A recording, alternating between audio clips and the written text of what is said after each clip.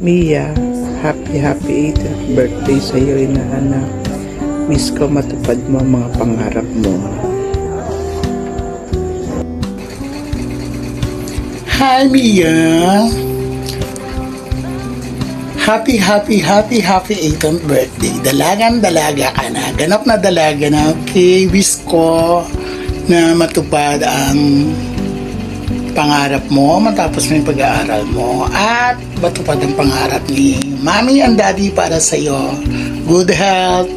Yun lang. Again, happy birthday. Tito Bong is here. Mwah. Hi Mia! Ang arte! Di ba yun? Okay, I just wanna greet you a happy 18th birthday. Alam ko, isa kang mabait na anak, masunurin, at isa kang magandang dalaga na ngayon. Okay? Just enjoy your day. Study hard lang. Huwag ka muna mag-entertain ng suitors. Pagbutihan mo pag-aaral mo. Okay? Yun lang. Happy 18th birthday. Enjoy! Happy birthday, Mia! Ang prayers ko sa'yo ay manatili kang mabait, mapagmahal na kapatid, mapagmahal sa iyong mga magulang, at laging mag-aaral ng mabuti. Nasabi na ni Mami lahat ng wish ko. Ang wish ko na lang sa'yo ay sana lumaki ka ng maayos. Happy birthday, Mia! We love you! Mwah! Hi Isabel, happy birthday. I wish that you will grow into a fine lady, which I am witnessing in the school. And I wish that you will achieve all your goals and dreams in life, which I know that you will work very hard for it. Advance congratulations to your graduation, and once again, happy birthday from your advisor. Hi Ate Mia, happy 18th birthday. Dalaga ka na ngayon. Sana matupad mo pa lahat ng pangarap mo sa buhay, and enjoy your day. Hi! Happy birthday, Mia!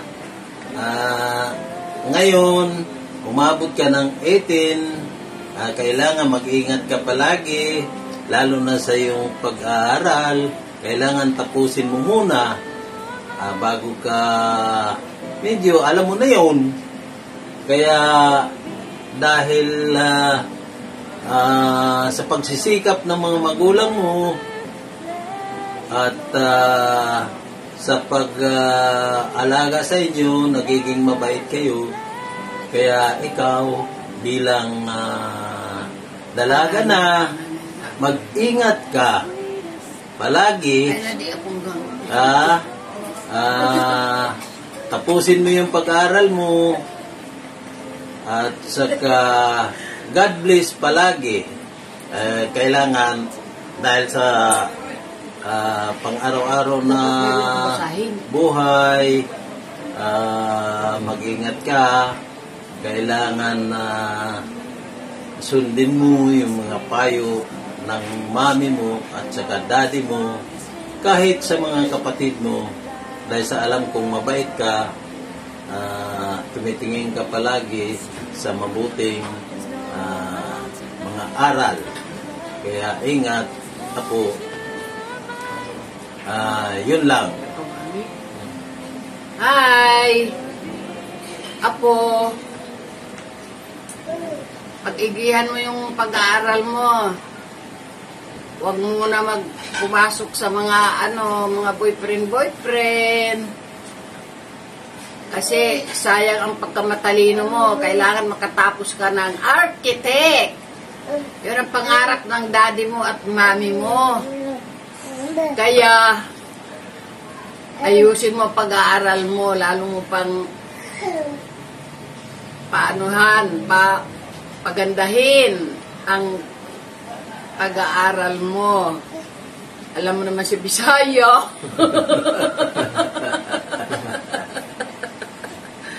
Kaya, Mia, alam ko naman na mabait ka eh. Hindi ka naman siguro kung suwail na anak. lahat ng mga payo ng magulang mo, sundin mo, dahil sa kabutihan mo yan, anak, apo. Kaya, ang pag-aaral mo talaga ang asikasuhin mo. Huwag yung mga boyfriend. Madali lang yan, anak, kung makatapos ka lang ng pag-aaral mo. Kaya, God bless. I love you. Happy birthday, Ate Mia. And wish you all the best. Mag-ingat ka lagi. At yung pag-aaral mo, tapusin mo para maganda ng future mo at makatulong ka kay mami at daddy. At huwag maging pasaway. At pakikibayan din ng mga kababata mong mga kapatid. At pakinggan mo sila Kuya Mark at sila Kuya Janay. Ha? Yun lang. At happy birthday. 1, 2, 3, go! Happy 18th birthday, Ate Mia! Yeah, so birthday mo na, debut mo na. So maraming salamat at naging party ka namin ng aming pamilya, The Kilang Family. Yan, mauuna muna si Kuya Mark. So thankful si Kuya Mark sa'yo dahil tinutulungan naman si Kuya Mark sa mga assignments niya, lalo-lalo na sa mga drawings. Parang ikaw pa yung panganay dito sa aming pamilya. How about you, Mama? Thank you for giving me the candies. And thank you for having me review. And buying me sito. Okay. How about you, Hannah? Thank you for giving me my strength into motivating myself to doing my homework. Abby? Thank you for always understanding me. Don't cry! Go! Okay, Abby. Nandiyan na si Mio. Oh. Through my hardships and everything, thank you for being there and always listening to my problems. Okay, yan. So once again, Mia.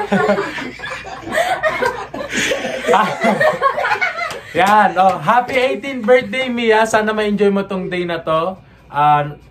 As you can see, thankful kami dahil naging party ka ng aming pamilya. Enjoy your day, Mia. Bye-bye! Happy birthday, Mia. So, 18 years old ka na. Ngayon, ikaw ay isang ganap na adult. May nagsabi ba sa iyo na ang adulthood ay isang big scam? Mararamdaman mo yun. May kanya-kanya naman tayong life path, life choices. So, you will encounter that. Ang payo ko lang sa'yo, while you are still young, commit more mistakes. Why? Kasi meron ka pang time. You have all the time to correct those. And do not ever regret. Kasi sa pagtanda mo, mahirap na may karga kang pagsisisi. So sa lahat ng mga decisions mo, dapat ay pinag-iisipang maigi. You know, the pros and cons of it. Dahil may mga advantage and disadvantage, and then you just need to weigh down kung ano yung mas mabigat. So, yun. Pagkatapos, ano pa ba? Mga life lessons. Do not ever compare yourself to others. Because you will never be happy kapag ginawa mo yun. Next, tandaan mo na meron tayong kanya-kanyang life path, as I've said earlier. Mga life choices natin, mga timeline natin, it's our own. We have our own timeline to follow. Sa atin lang yun. That's why you can never compare ourselves to others. Kasi yung iba, masyadong nagmamadali. Nababurn out agad, tumatanda agad. Yung iba naman, they're just enjoying their time. Enjoying life, enjoying the journey. So I think, nasa sa'yo yun kung paano mo itatackle. Ikaw pa rin ang magdidesisyon. Once again, happy birthday, happy 18th birthday. I wish you success in life, love, and career. God bless you.